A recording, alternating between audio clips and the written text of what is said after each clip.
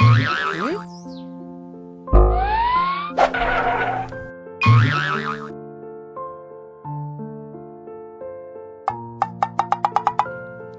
गांव में एक मोटा साहूकार रहता था।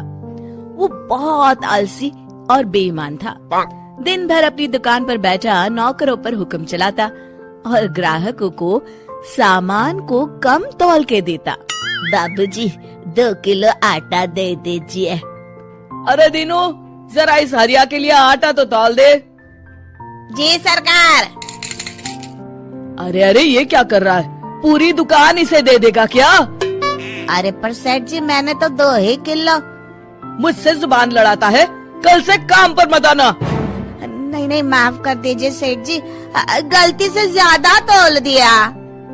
दीनू थैले में से 200 ग्राम आटा कम कर देता है। सेठ जी, ये आटा तो कम है। कम है तो जा कहीं और से ले ले। कैसे कैसे फटीचर आ जाते हैं मुझे नाप तोल समझाने। पर आप तो जानते हैं सेठ जी, इस गांव में सिर्फ एक आपकी ही तो दुकान है। हम गरीबों पर दया करिए। बड़ी मेहनत के पैसे लेकर आए हैं। अरे तो मेरा आटा क्या मुफ्त का है? लेना है तो ले, वरना चलता बंद है। हरिया आटे की थैली उठाकर दुखी मन से चुपचाप वहाँ से चला जाता है। अगले दिन विजय अपने कमरे में बैठा है। अरे मोहन, तुम आओ आओ। भाग्यवान, सुनती हो? मेरा बचपन का सखा आया है। जरा जल्दी से बढ़िया भोजन का प्रबंध करो। कैसा है विजय? तू तो बहुत बड़ा आदमी बन गया है। ये बंगला, गाड़ियाँ। अरे बस सब दिमाग का खेल है।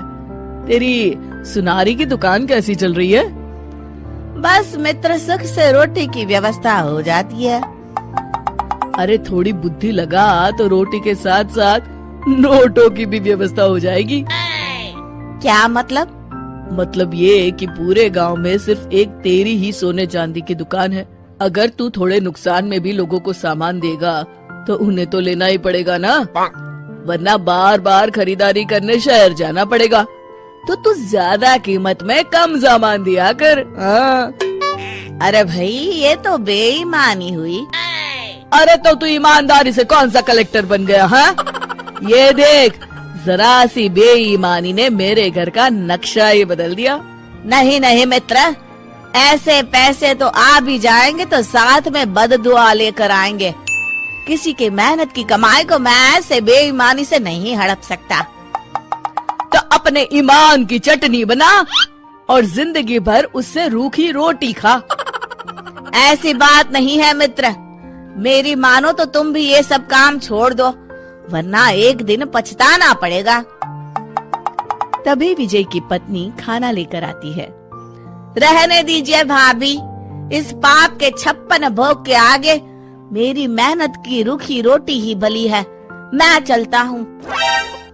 कुछ दिन बाद विजय के घर इनकम टैक्स की रेड पड़ जाती है। हे भगवान, इन्हें मेरा पता किसने दे दिया? तुमने पिछले 10 सालों से इनकम टैक्स जमा नहीं किया है। तुम्हारी दुकान, जमीन, जायदाद सब जब्त किया जाता है। हाय, मैं तो बर्बाद हो गया। विजय की दुकान और बंगले पर ताला लग जाता है। वो झोपड़ी में रहने पर मजबूर हो जाता है। देखिए जी, ये कुछ गहने हैं, मेरी माँ ने दिए थे और मैंने ना इन्हें बगीचे में छुपा दिए थे। आप इन्हें बेचकर कुछ पैसे ले लीजिए और शहर जाकर कोई नया धंधा कर लीजिए। ठीक है भगवान, कल ही जाता हूँ। विजय अगले दिन मोहन की दुकान पर पहुँचता है। विजय तुम? अरे ये क्या खस्ता हाल बना रखा है मित्र। अरे क्या बताऊँ तुमसे, जाने किसकी बुरी नजर लग गई, सब चौपट हो गया। खैर, ये कुछ गहने हैं, 8-9 तोला सोना होगा। मुझे इसके बदले पैसे दे दो, कुछ नया इंतजाम करता हूँ। वो तो ठीक है, पर मैं तुम्हें 5 तोले के ही पैसे दूंगा। क्या? तुम्ही ने तो सिखाया है मित्र। अरे पर अभी मेरे बहुत बुरे दिन है, ले देकर बस यही गहने बचे हैं मेरे पास। ये सब सोचूंगा तो पैसे कब कमाऊंगा, तुम ही समझा रहे थे ना। ठीक है, जितना मुनासिब समझो दे दो। विजय 5 तोले के पैसे लेकर दुखी होता हुआ शहर की ओर चला जाता है।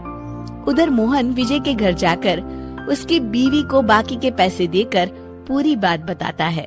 घर का जरूरी खाने पीने का सामान भी रखवा देता है। भैया, आपका ये उपकार रहेगा। अरे नहीं नहीं भाभी, ये तो मेरा फर्ज है। मैंने जो कुछ भी किया विजय को सही राह दिखाने के लिए। शाम को जब विजय वापस आता है, उसकी पत्नी उसे पूरी बात बताती है। मैं बहुत शर्मिंदा हूँ।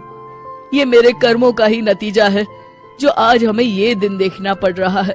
कोई बात नहीं जी, देर आए दुरुस्त आए, जो हुआ सो हुआ। अब नया काम पूरी लगन और ईमानदारी से करिएगा जी।